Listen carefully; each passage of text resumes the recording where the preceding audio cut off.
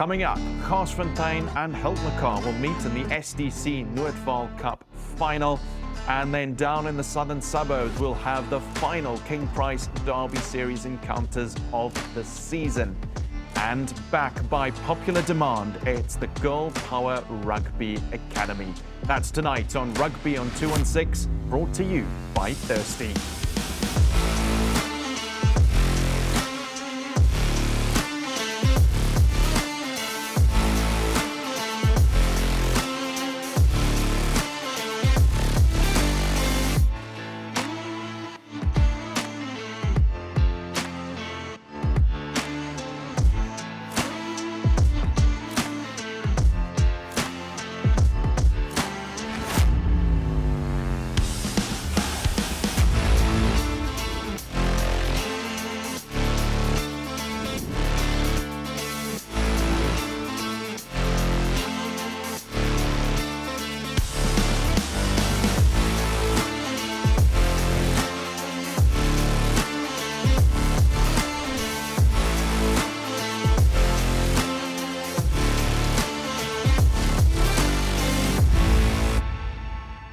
Hello and welcome to another episode of Rugby on 216, brought to you by Thirsty.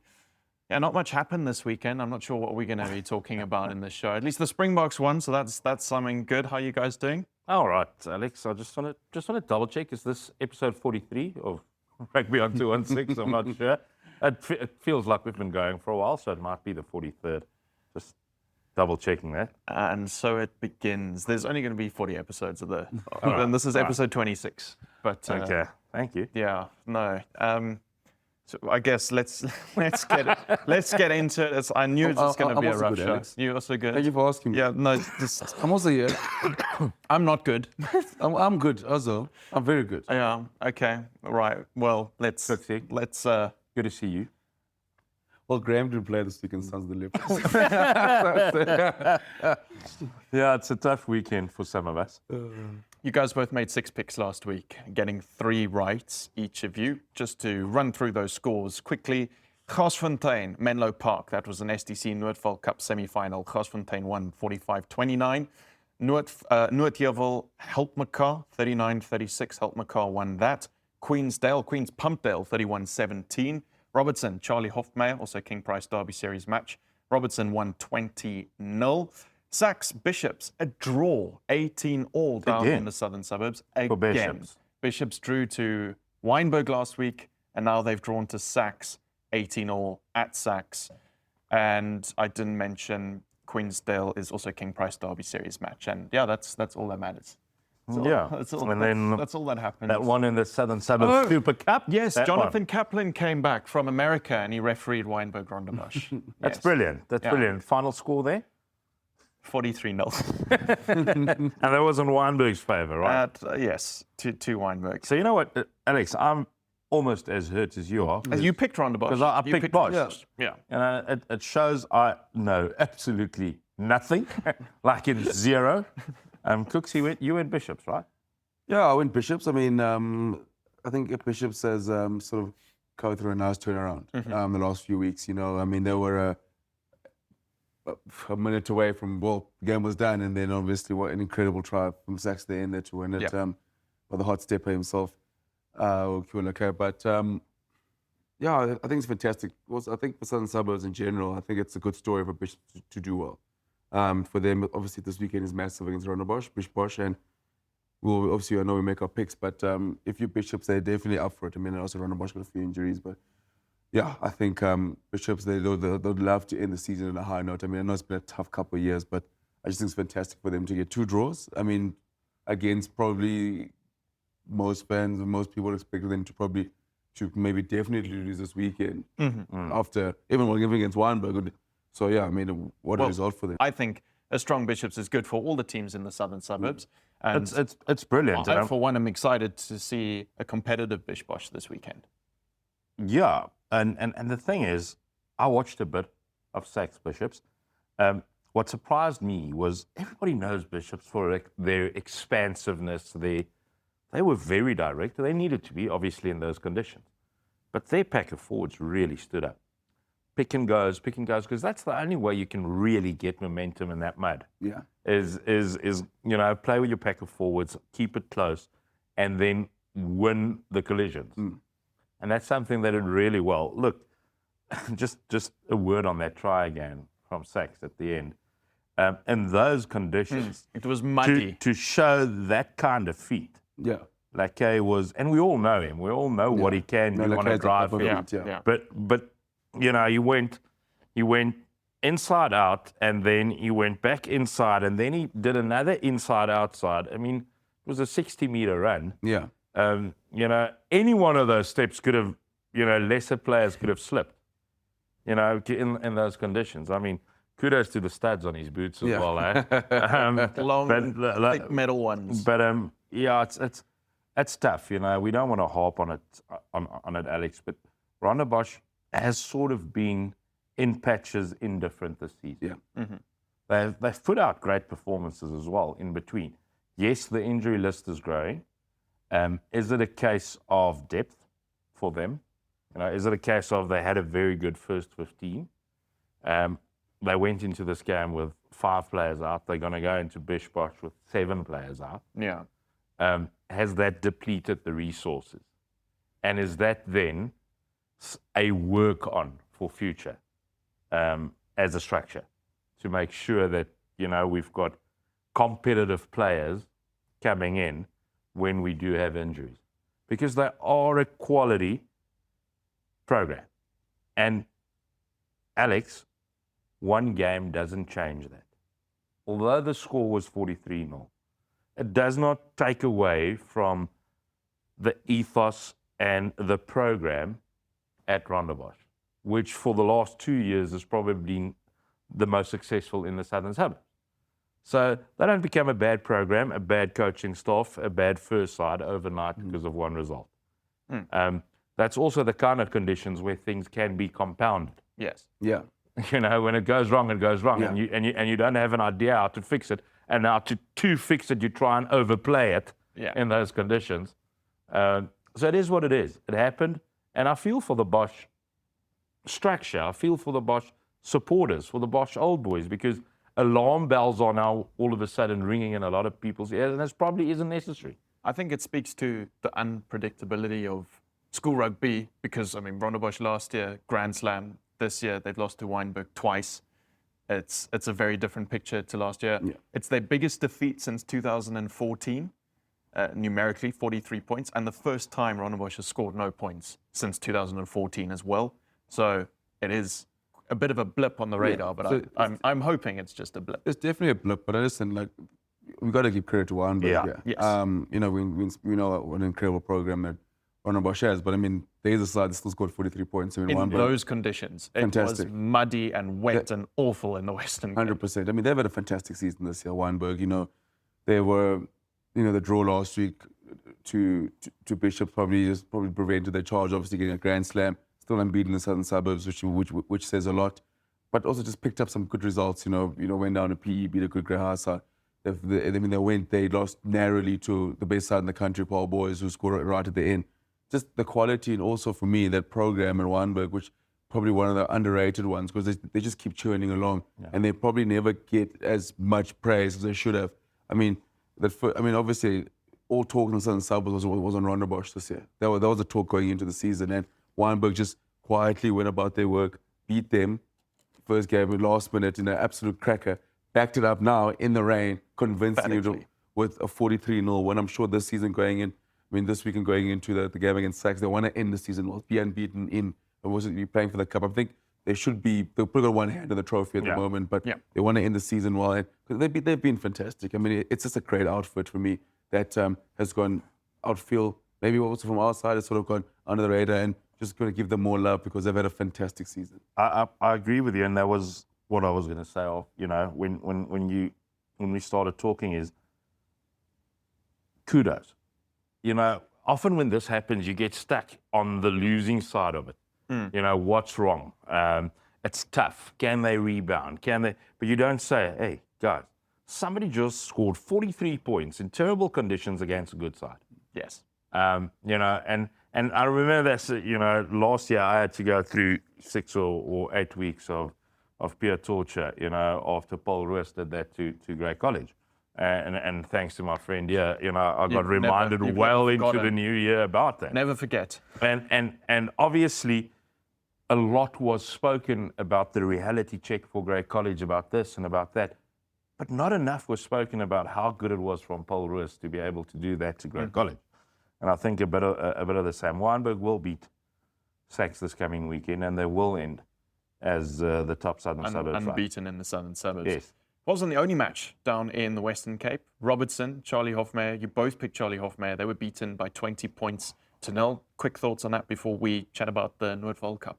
I think we was putting our we're quite convinced with Charlie Hofmeyer. I mean, obviously they've sort of been ruling the roost down in Series, but I mean, what a win for Robertson, 20-0 convincing. I mean, obviously we know how big that derby is, and for them, I think obviously they're happy at Robertson for the light to sort of shine back on their eyes. Yeah. And go, listen, it's not just the Charlie Hofmeyer story. We're also a big part of it here. So fantastic win for Robertson. But it's such a special day. I was chatting to J.R.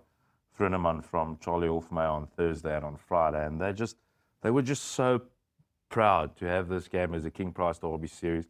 The community got involved. We all saw the weather. It was atrocious.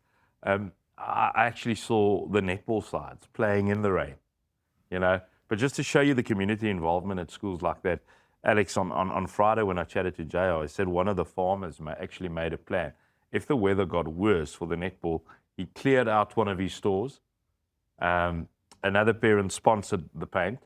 So they painted a netball court in the store, put up temporary stands inside, and they were ready to go. If the weather got any worse, the first netball team game would have been moved to the farm. So they were already made a plan. And it's fantastic that the King Price Derby series brings games like this to TV.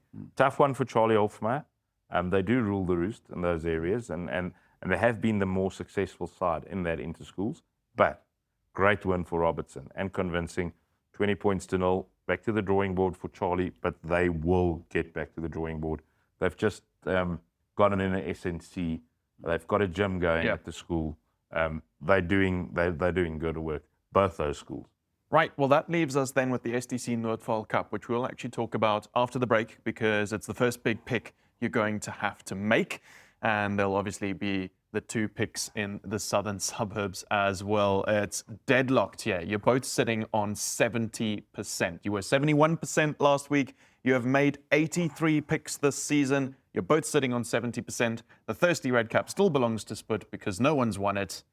So that is the state of play. We're going to make those picks after the break and we'll crown our Thirsty Machine of the Week. See you in a bit. 43. No contest this week. The Machine of the Week was an easy pick.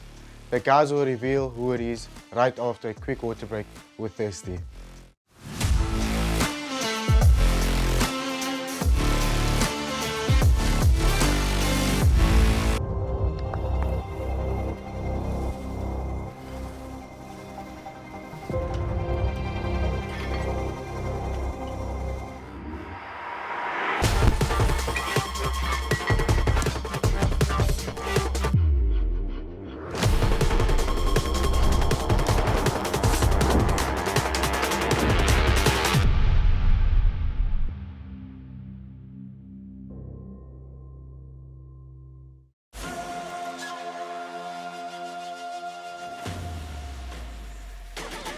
Thank you for believing in each other.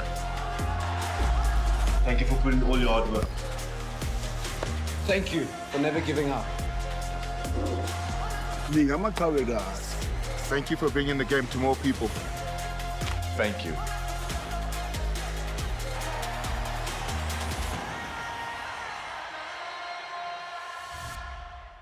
Honey, I think the career guys here. Je kon mee boksen.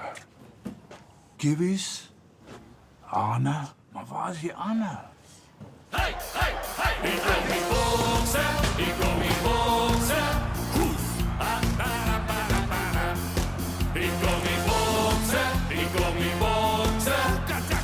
Wow! Wow! Exemos! Wow! Bring van mij die box. Okay, sure. The Courier Guy, the courier behind the box. Can you deliver something for me? Where to? Hey, wys vir my. Hey, wys vir my. Put this one in the springs box. Sure. Sure. You sure? Sure. Sure. Sure. Yeah, man, you sure? Yes, I am sure. Look at this thing. It's presidential. What if we get caught, man? Nobody gets caught in South Africa, man. That's true. Now lift.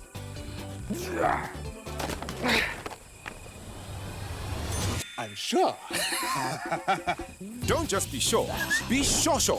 King Price in sure. Insurance you can be sure about. Visit kingprice.co.za.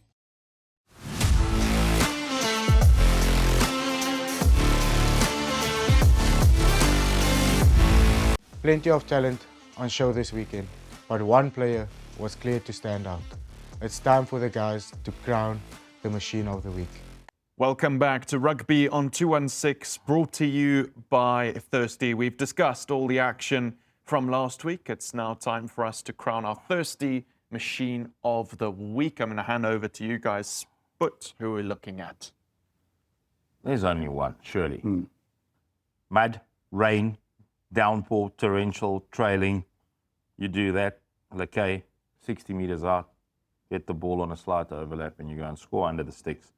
All the other points were scored through the forwards, picking and going, and arm wrestle. No, that's my call. I don't know if you're going to. No, I agree. I think that's the moment of the weekend. I mean, obviously, a lot happened. I mean, obviously, Gasfontein, I mean, they're there when the boys are down in Helpies as well. But I think that moment, to save a draw, game is done, to score that in the mud, incredible feat, and then the rest is history. It's fitting that Chillens is giving out the machine of the week. Yes, yeah.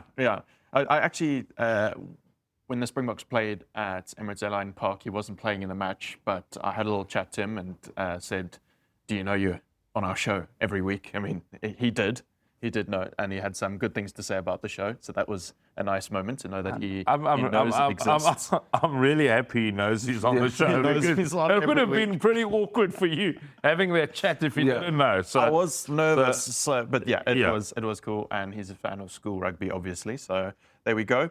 Then our old school jerseys of the week. We've obviously got quite a big collection. Cooks, all your teams lost this week. So pretty much all the jerseys that I own, Dale College went down, Noordvaal went down.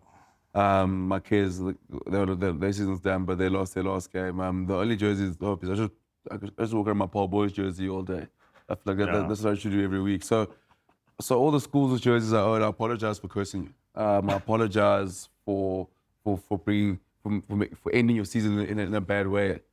So I'm taking full responsibility for those sides. That being said, you have picked Bishops now a couple of times, and they've been doing a lot better. So maybe you aren't just cursing people. So I just as long as they don't send me a jersey, they'll be fine. Yeah. Yes. I just want to. You've stolen my jerseys, but No. I just want to go for the I've had to pure,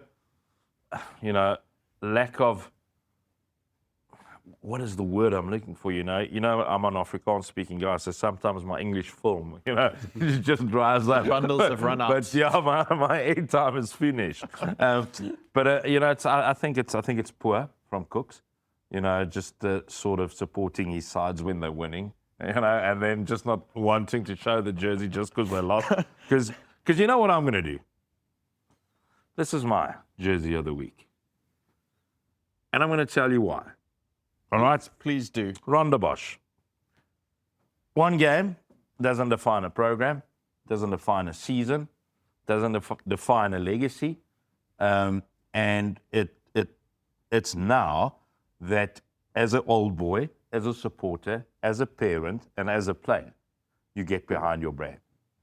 And I will be backing them for a win over Bishops this weekend. Well, we'll get to the picks in a moment, but thank you, Spit. It sounds like you are wanting to come, I don't know, do some gigging at Rondebosch or something. I'm all right. You're carrying some favour here. I'm all right, Alex. I'm booked well in advance. So but it's, I just had to get that out. Well, I might no longer be a Rondebosch boy. I am an old boy, but I am currently a proud Ike Tiger. I'm a UCT student, and this week was InterVarsity. The Ikes beat Marties on Wednesday night in conditions that were almost worse than Saturday on the Green Mile. It was atrocious. It was muddy. It was cold. It poured with rain, just not for the first team game, which means I believe Maltese and UCT have played each other 4 times this year, and they've each won 2 in different things. This was in the Western Cape's Super League A. So that counts a lot because it's intervarsity. And then also, obviously, UCT won when they played in the final of the Varsity Cup. So just showing that youth rugby does continue beyond school, and reminding everybody that you can still play rugby after school. But now, what we need to do... Sorry. Good. Yes. It also shows you just what I was mentioning earlier. Alex backing the winning team. Yeah. Now he's stating he's not in Rondebosch anymore. He's just an old boy. Come on. I had to watch us lose 2 Varsity Cup finals in a row. Back your boykies. Back your boykies. Well done to Ikes, by the way. Yes. Rondebosch. Bishops. Shall we just start there? Bish-Bosch. I, at the start of the year, would have said that the 2 Bish-Bosch derbies weren't going to be too competitive. The first one wasn't. Last year, neither of them were. I think this one might now be. Rondebosch coming off a hammering. Bishops drawn to Sachs and Wynberg. It will be played at the Piley Reese. And you're saying one game doesn't define a season. All Rondebosch boys know in the clock tower, which was one of the entrances to the school, and I've mentioned it before, there's a poem hanging on the wall. It's If by Rudyard Kipling. And if you've been a bit naughty, the prefects or the teachers will make you write it out. So a lot of the boys know the words, but they're 2 lines that say, if you can meet with triumph and disaster and treat those both 2 imposters just the same, you'll be a man, my son. So for Rondebosch, it's a disaster this week in terms of the poem, but there's also triumph. So how they respond to it is the true test. I think they're too good a structure, too good an ethos, too good tradition to let that affect them too much, and they'll be back on Saturday. But I don't have to pick, so that's the end of me. You guys had to make your picks blind this week. I can reveal. Sput, you're backing Rondebosch. Cooks, you're backing Bishops. I'm staying on the Bishops train. Yeah, I think obviously Rondebosch is not at full strength at the moment, and but for me it's more of a Bishop story. You know, I mean, all roads lead to the Piley this weekend. You know, for them it's the last 2 weeks, 2 draws, showing how well they can play in these conditions. I'm not sure the weather's going to be like in Cape Town, but I don't think the field will be in great condition regardless of the weather. But I think for Bishops, I think this ends is a fair ending coming for them, and they get their first win over Bosch. I think it was 2020. 2023 in round 1. Both schools won away. And actually in that match, it was Bishops won at the Tinky Haynes, and not a single point was scored in the second half, which is bizarre in school rugby. But No, I think Bishops will win. So, Cooksy, Bishops have played their 2 best games of the season in the last 2 weekends, yet they haven't won a single one of them. So put all roads lead to the Piley. all roads lead to the Piley. So what I'm saying is, last week, all roads led to Forries for you. You were saying. So. First of all, I'm starting to really enjoy Southern Suburb rugby. I'm starting to, thanks to Alexander White and Rondebosch, starting to get the hang of it. And let's just put that on record. We've said this before. We need to be at one of these ones very early next year. With Rugby on 216 and spend some time there. I want to see the build up to the day. I want to be, feel that. But kudos to Bishops for what they've done in the last 2.5 years, turning the program back around. They're on the verge of being successful in that. But what they do need is a Bish-Bosch win to say we've turned it around. I want to see the character of Rondebosch come through. I want to know what their character is, because this weekend will show that to me. Yes, they'll have 7 players out, but that means they've still got 8 regular starters in the starting lineup. In the 23 guys that'll now move into the starting lineup, they would have had numerous minutes of first-team rugby throughout the year anyway. So there'll be no excuses when they run onto the Piley Reese. That'll be the best 15 players of Rondebosch versus the best 15 players of Bishops that can be on the field on 30 August. It's poised to be a great match. You mentioned 7 players from the second team will be called up. just some of the injuries. Bell's got a broken jaw. Oosthuizen's done his shoulder. Bossov's done his shoulder. Scarra's done his ankle. Randall John's out for the season. So it's tough, but... And yet it means zero. Exactly. Because running onto the field will be the 15 best players that Rondebosch can field. Yeah. So that'll be their first team. It will not say in brackets with 7 injuries, because that's unfair towards the player coming in. Yes. He's worked his socks off to play in the Bish-Bosch derby. He's in his school's first side. It's the best 15 of Bishops versus the best 15 of Rondebosch. Come Saturday afternoon at 2 o'clock when the final whistle goes, we'll know which best 15 is the best, Bishops or Rondebosch. The other King Price Derby series taking place down in the southern suburbs this weekend, then Wynberg, Sachs, and I can reveal that you've both gone with Wynberg. Yeah, I think Wynberg, listen, Sachs can definitely go and get the job done there as well. But I think Wynberg ends the season on a high note. I think for me, it's a reward of, like I mentioned earlier, in terms of how the season's gone. I think they'll be too strong for Wynberg. I mean, I think they sort of limp post third to ones that draw against Bishops. But I think now they'll use momentum and get the win over Wynberg. Yeah, Agreed. Quality side, they are better when Yakin Ahmed is playing, much better. But they are a quality outfit. I make no secret of it that I'm a big fan of Kunene Gadu. The Wynberg 13, I really enjoy him. Just cut there, just maybe. He is Wynberg, Kunene Gadu, or is he Sachs? He's Sachs. He's Sachs. He's Sachs. He's the one you told me to get. Yes. Who we did get, but he's Sachs. He's not Sachs, Wynberg, yes. Okay, sorry. Hang on. No, man, he's Wynberg. I think you said he was Sachs. Yeah. Kunene Gadu is Wynberg. Is he Wynberg? He's Wynberg, yes. Where did you check now? Nick Groom. Sorry? Nick Groom, who coaches Wynberg. Yeah, okay. Yeah. Yeah, he's Wynberg, yeah. Kunene Gadu. Yeah, so I'm just gonna go from there.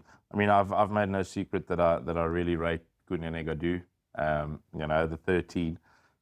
So yeah, I just think they're a good side, and they'll take care of Sachs. And with the form they're on, they're looking to be unbeaten in the southern suburbs, not the Grand Slam, because they did draw to Bishops, and I think if you're Wynberg, you wouldn't have had that on your bingo card thinking that was what's going to stop you from getting the Grand Slam. But I mean, they will win the Super Cup. Yes. That's for sure.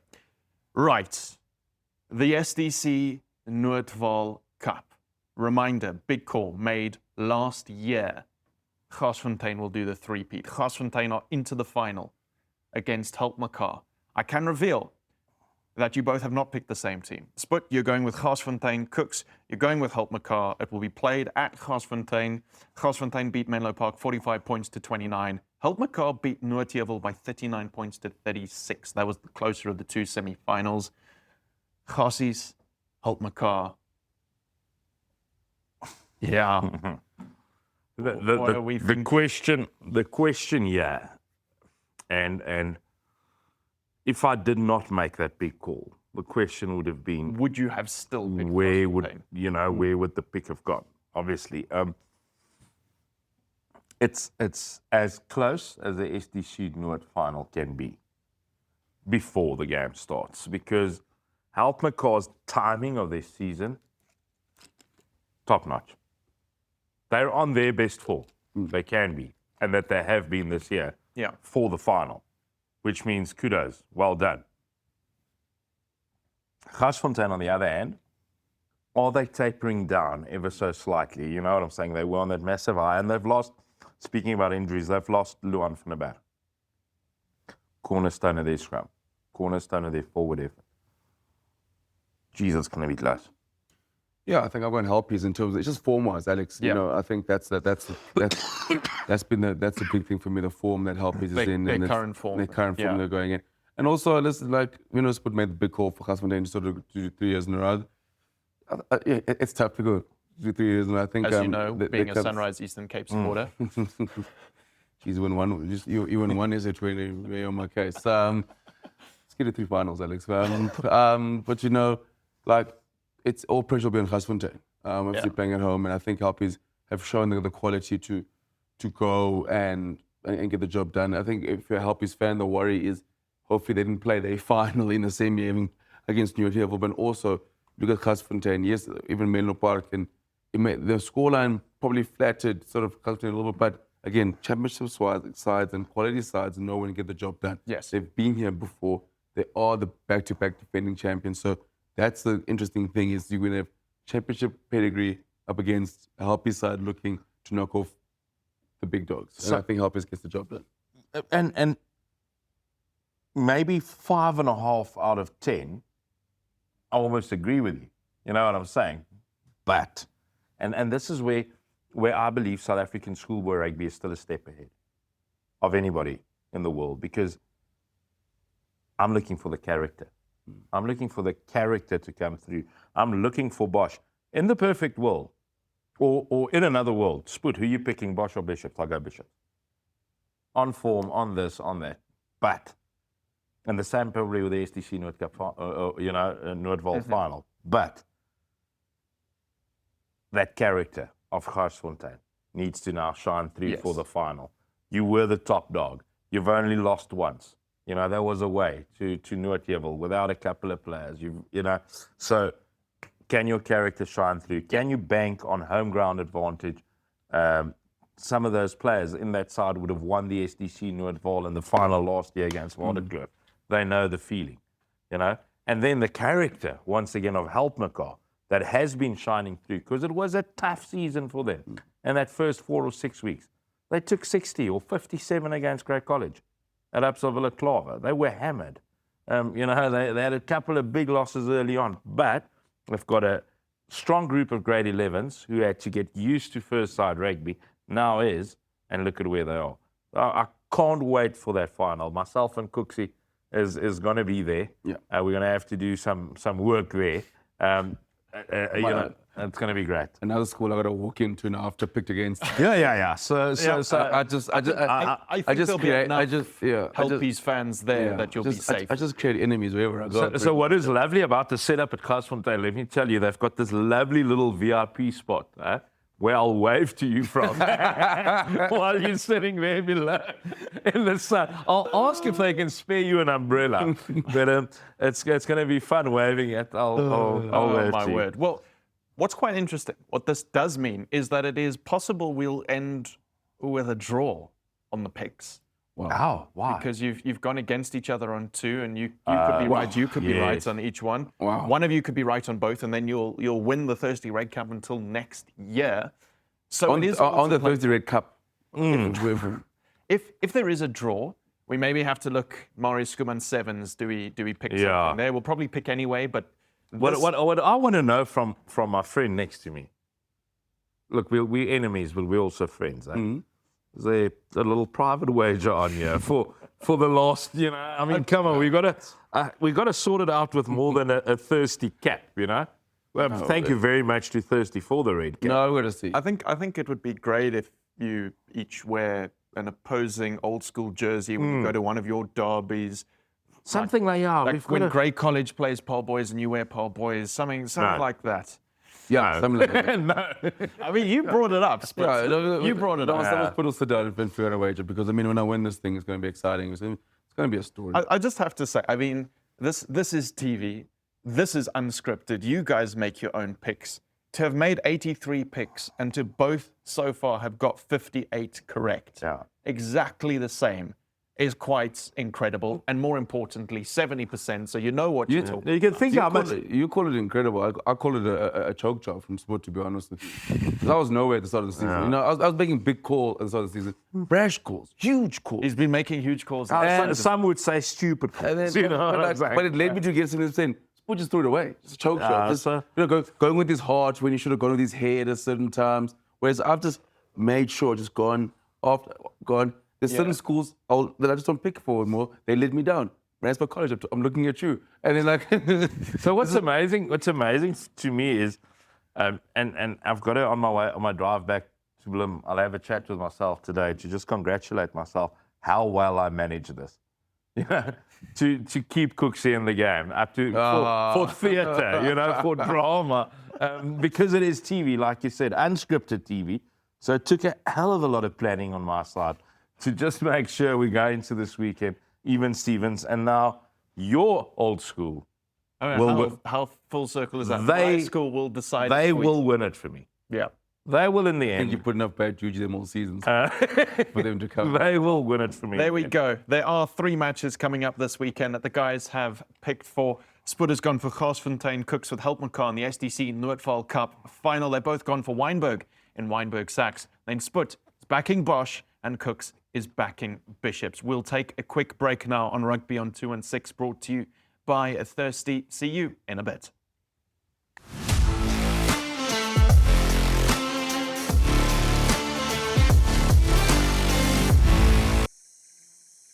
We were lost for 3 days. I told him to ration the water, but he somehow went and drank every last drop in the first hour. I have a family. We urge the public to remain calm. There is no leak. However, we have identified a thirsty individual who's responsible for this water crisis in the Western Cape. You almost left Brackenfell for Waterkloof just because of the name. Almost. Jason, is this true? Yeah, that's true. I am thirsty.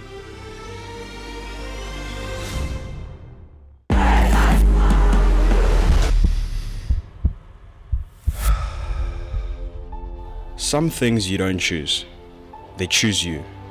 A name, a history, a legacy that came long before you and will last long after you're gone. It's not just about the game. It's the moments that shape you. The early mornings, the long bus rides, the chants that never fade. The friendships, the rivalries, the feeling of being part of something bigger. It's a belonging. Something you carry with you wherever you go. Because once you're a part of it, you always will be.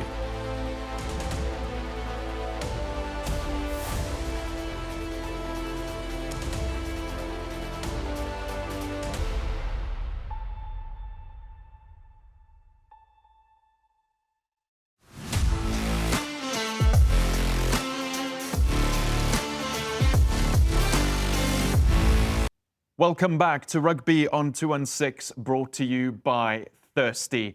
It's August, and at SuperSport, that means it's here for her. Also at SuperSport schools. So back by popular demand, we're going to tell you all about the Girl Power Rugby Academy from the Western Cape.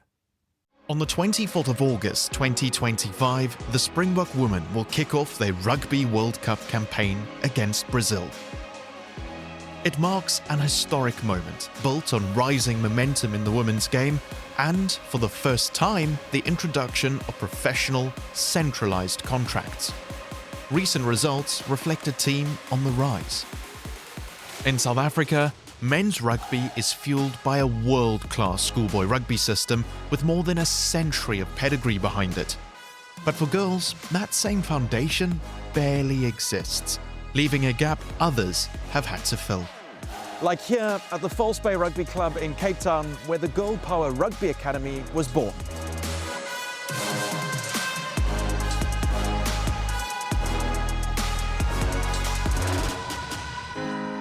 The idea actually started in 2019, and I was too scared to do anything about it until 2023. April 2023 we started. International referee Zoe Nordia founded the academy 2 years ago and is the driving force behind its continued success. We started off with about 5-6 registered girls, and practices 5-6 girls only for a couple months, and then the beginning of this year we basically exploded, and rugby clubs in southern suburbs wanted girls rugby, so they approached us, and now, as you said, we have 60 registered players. Zoe may have started dreaming about the academy in 2019, but its roots run deeper, tied to a story shared by girls across South Africa, yet rarely given the spotlight. So when I was 6 years old, I used to go watch rugby with my dad at Newlands, so from like age 6 until 13, and absolutely loved it. I had fallen in love with rugby but wasn't able to play. I couldn't understand why I couldn't, and there was an opportunity. And when I was a lot older, I finally found a contact rugby team. And I just realized, like, as the years went by, you know, I wish I had been able to start when I was 6 years old. I would have had so many more opportunities, you know, to go overseas or to play nationally or provincially. And that's probably the driving force for Girl Power, is just to create an opportunity for young girls, like age 6 until 18, to start the game in a safe environment. The Girl Power Rugby Academy has grown to 3 clubs across Cape Town: False Bay, Hamiltons and Villages. Uniquely, every coach is a woman, and most still play the game themselves. When I started the academy, my thoughts were to be fully women-run, and just to make sure that, you know, the young girls are getting taught by women that they can look up to. And just because rugby is different for men and women, so I think only women really understand how to coach girls and women, other women. And what's really cool is Western Province hosts courses for women coaches only. And what we have done is sent a couple of our coaches through to those courses, so they all have their box marks. They're starting to get their level 1. We'll send some of them through to the level 2 courses as well, equipping them with the right skills. And if they ever want to go overseas with those skills, you know, we would happily facilitate that. I'm not gonna lie, in a non-weird way, it heals a mother wound for me. Tandalwetu Chabalala, an outside centre for the University of Cape Town, is one of the Academy's standout coaches. She brings the care and passion that girls rugby needs more of on every touchline across the country. Even when I'm like going shopping or whatever and I see a packet of sweets, I'll just buy it so I can give the girls after practice, you know, like, I don't know, it's just very like nurturing to me as well, because I get to be like, you know, a sister, a mentor, mother, because they are my babies, you know, I care about them deeply. So yeah, it definitely heals the mother wound in me. And what's the main message you have for the girls that you coach? Oh, that they can do it. They seriously always like not in a sense like doubt themselves, but like they question themselves, and I'm just like, no, you can do it. They're like, no, coach, I can't. You can do it. That's the only message I always tell them. You can do whatever you put your mind to.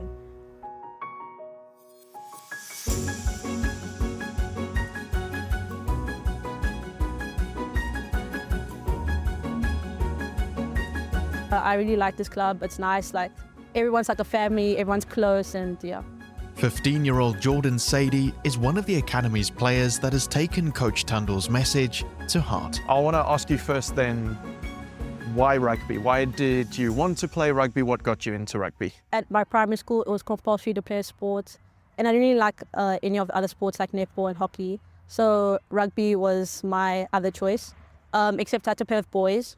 And at first I didn't like the sport, and then I got really interested and I was like, I really want to do rugby. What have you enjoyed most about being part of the club, the trainings, the playing matches? Just making friends with everyone, because everyone's like close with each other, we all make jokes, we're all comfortable, and it's just like a safe space for everyone. And then looking into the future, what would you like to do with rugby? Are you just playing it for fun, or would you like to take it further? I would like to take it further. I would really like to go overseas and play professional rugby. You know, just become like successful and pro. Thanks to the Academy, what once seemed impossible for Jordan is now within reach. Less than a decade ago, a dream like hers might never have even taken shape. At SuperSport schools, we often say, World Cups are won 10 years before they're played. And the Girl Power Rugby Academy is living proof. It's building a pipeline of talent from the ground up, nurturing the next generation of women's rugby stars from the very start. So I sat down with 2 future Springbok women who will debut just in time for the World Cup in 2041. So what's your name? Lexi. Lexi and? Kanya. Lexi and Kanya. Lexi, how old are you? 6. You're 6, and Kanya? 7. What schools do you go to? I go to Swanswyk Academy. Okay. I go to Plumstead Prep. And you both are here at the Girl Power Rugby Academy to play rugby. What do you like most? The tackling, the running, the passing? Tackling. So you like it when you stop people from going forward? Okay. And have you made some friends? Met new people? Yes. Who have you met? I met Suzu, Catherine, Soda, and Alex. Okay, Alex, but not me. Another Alex, and Alex who actually plays rugby. Hey, not just talks about it. Who's the best rugby player? Or maybe let's say who's the fastest? Suzu. Suzu. Have you had a race? Do you think Suzu would beat me in a race? Oh, okay. Maybe I'll have to race Suzu and see. Hey? Okay. Do you think you'd be able to tackle Suzu? No. So Zuzu's good. Okay. But Zuzu is a lot older than you. Hey. So do you want to be like her when you're older? Yes. Hi, my name is Zahra, but everyone calls me Zuzu. I'm 11 years old and I play 15. Why rugby? What sort of made you interested in playing the sport? Because like when I was younger, I used to play rugby a lot. Like none of my other family members used to play because, you know, they're scared. They get out and all of that. But I liked rugby, so I asked my mother if I could join and she was like, yes, so now here I am. Oh, wow. Okay. So you said when you were younger, you played rugby a lot. Did you see it on TV? Why did you think that rugby was something you wanted to do? My all-time favorite thing to watch was Siya Kolisi play and the Sharks play from Durban. Whenever there was a match, I always used to watch it. What would you say to other girls who might want to play rugby and are scared or not sure? I would say, like, it's okay if you get hurt. Like, you can go to the hospital and they'll do what they can do, but just play, because you might not get another chance to play. It's amazing. And then have you made a lot of friends, met new people, some teammates? I met a lot of friends. Okay. Like, all my friends here, they're really nice. They're really nice. They're supportive also. And the coaches? The coaches, they're also really nice. Like, if they make you do drills, you do it, but you know that they're doing it for a good cause, to make you learn. Zuzu is just one of many players part of the Girl Power Rugby Academy's growing success. But that success hasn't come easily.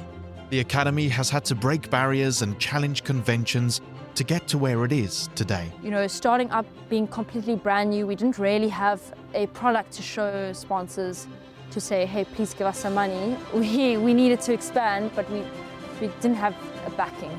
So we really did struggle with that until the beginning of this year, where clubs were a little bit more invested in putting a little bit of money into girls rugby. And that's why it's expanded so quickly. You know, last year we were averaging around 30 players, and we've doubled that in the first 4 months of starting.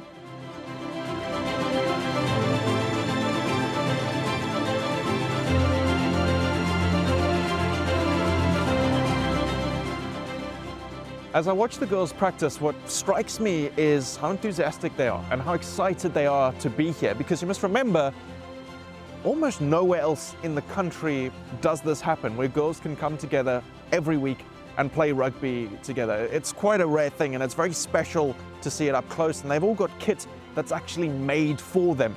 And that's actually a topic that goes a little bit deeper, as we found out at Hamilton's Rugby Club when they had their first ever girls kit handover. We actually had an incident last year where a couple of our girls didn't feel comfortable wearing white shorts, and you know, traditionally we just went with what the clubs were wearing, and you know, men don't really have the same struggles as women when it comes to wearing white shorts. So we decided that you know, from now onwards we'll be wearing completely black shorts only. You know, that can really give a woman confidence, or a girl confidence, when it is that time of the month and they're worried about wearing white shorts. You know, so that's sort of small steps that we take to make the girls feel comfortable here at Girl Power. And it's a step that's already making a difference. At Hamilton's Rugby Club, we witnessed a powerful moment. Their first ever kit handover for a girls' team, with club officials, proud parents and excited players all in attendance.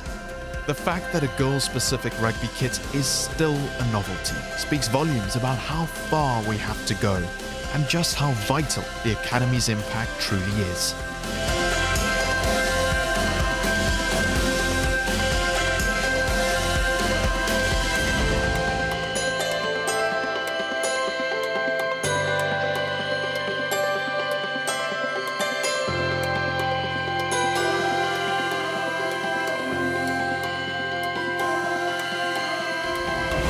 Hamilton's Rugby Club is a club steeped in history here in Cape Town, and they've had a youth rugby program for quite a while. But the Girl Power Rugby Academy is quite new, and they already have 30 girls signed up for the program. In fact, we were able to see their first ever jersey handover. And I think what struck me most about being here and seeing the girls in training is just how eager they are to learn and how much fun they're having. We had a scrum set up where the girls were kind of in charge of the session themselves, and it was so amazing to see. It's clear the Girl Power Rugby Academy offers an incredible springboard for girls in Cape Town to start playing rugby and gain valuable match experience.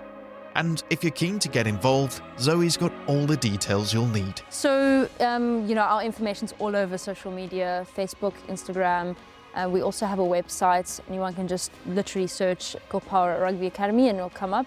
And a piece of advice I would give is, it can be really intimidating starting rugby as a woman or a girl. My best advice is actually just come down to the session and to be immersed with the other girls. They'll notice that it's not as bad as it looks, and it's actually a lot more fun. The Girl Power Rugby Academy is not just another rugby academy. It is the start of a much needed change in South African youth rugby structures, and it's so exciting to see the impact that the Girl Power Rugby Academy has already had in just 2 years, expanding to 3 clubs and over 60 girls, and I'm just excited to see where it goes from here. But for now, I have one final question for the future Springboks. Do you think you could tackle me? Even if you're together? Do you think you could try? Do you want to have a try? Do you want to see? Okay, let's see. Okay, so before they come and call you, you're going to try and tackle me. You're going to do it together, okay? All right, and then we'll all clap if you manage. Everyone on TV will get to see that you've tackled me. I haven't played rugby for a long time, so it might be quite easy for you, okay? I'm scared. That expression on your face is scaring me, okay? Are you ready? Okay, 3, 2, 1, go. Oh my goodness. Yeah, I think you can go back to practice now. Actually, you can just go home. You don't need any more practice. You're good. I'm just gonna stay here. Okay.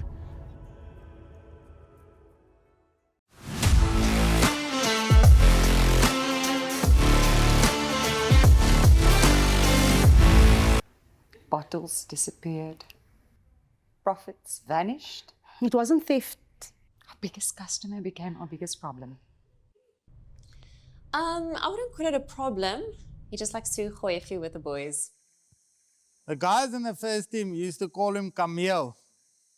Because he was so tall. No, not Camille Per, Camille.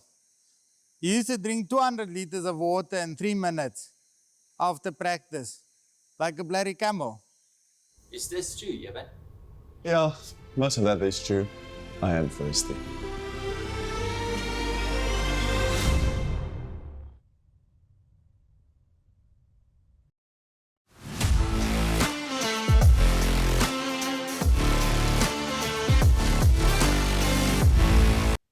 Welcome back to Rugby on 216, brought to you by Thirsty.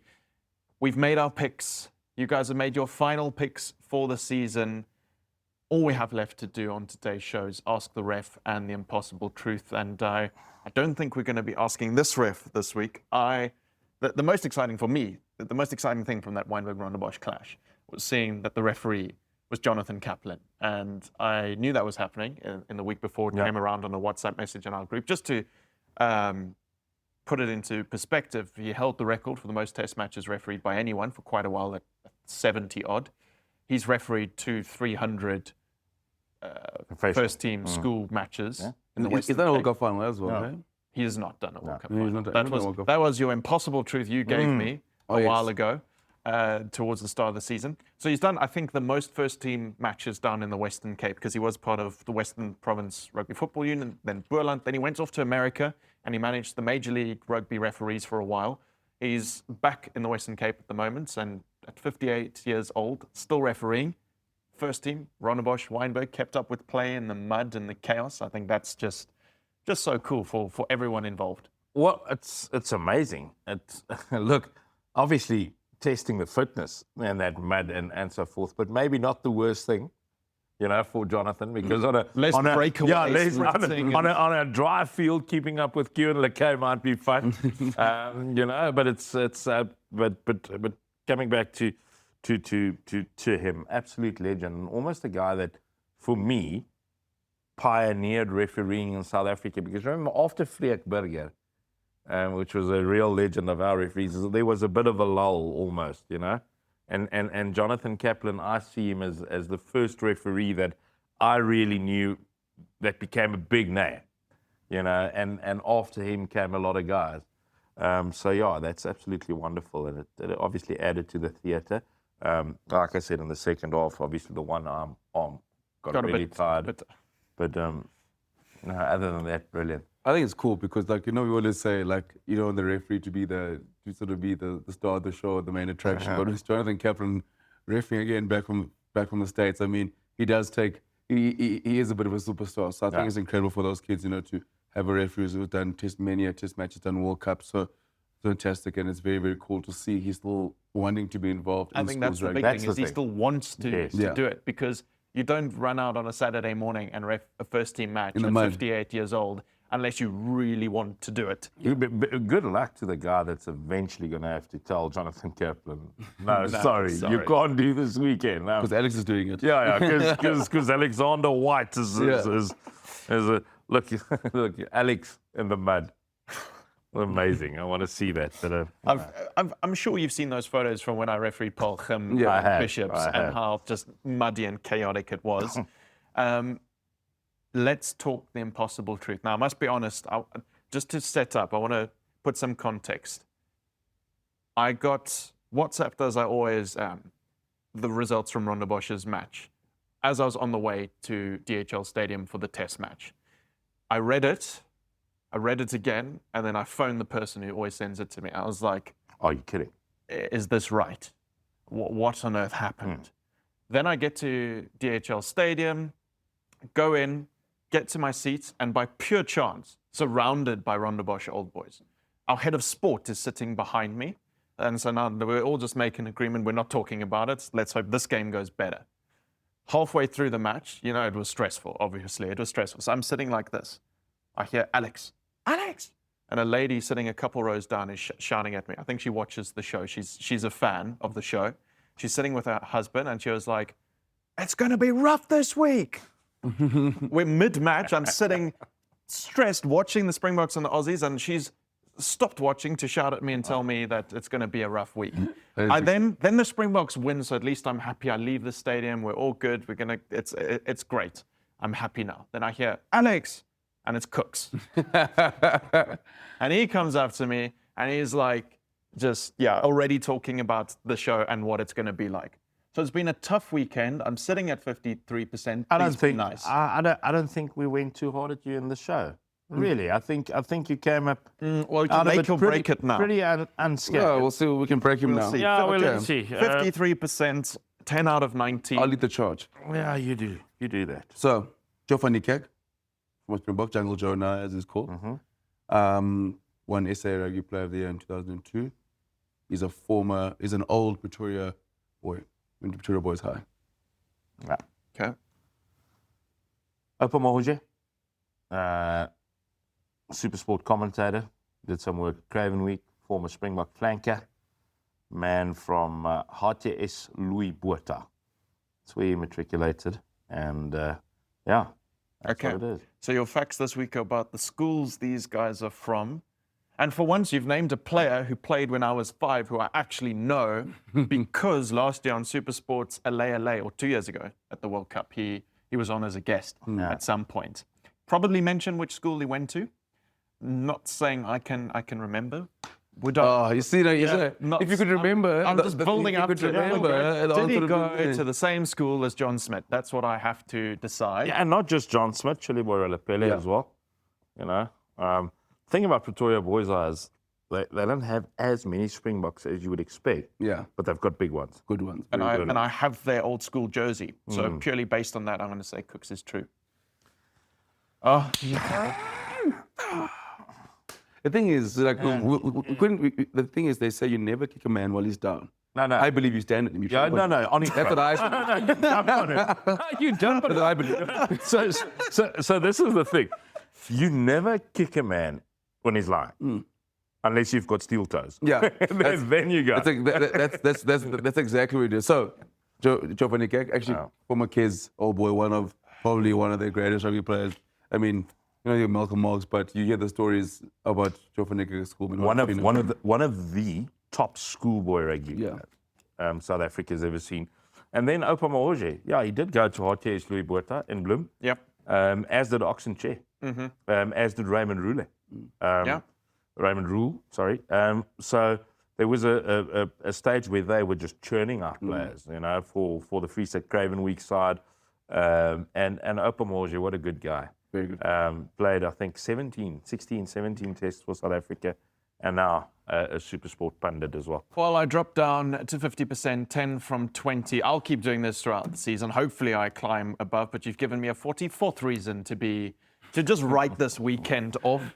It's all we have time for on today's episode of Rugby on 216. Spud and Cooks have made their final picks for the season. It's all going down in the SDC Noordvaal Cup final and then in the 2 final matches down in the southern suburbs for the King Price Derby Series. There'll be the 2 final matches for the King Price Derby Series as well. It's all to play for this weekend. We'll see you next week to talk all about it. Until then, bye-bye.